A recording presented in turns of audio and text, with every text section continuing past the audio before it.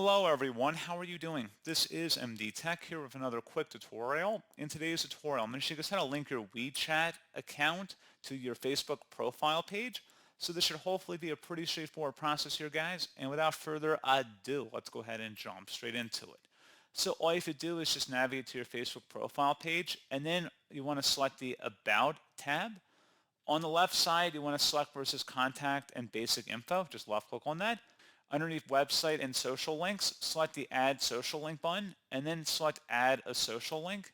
Go ahead and click on the drop down here, and you want to select where it says WeChat, and then type in your username on WeChat and select Save, and that's all you have to do.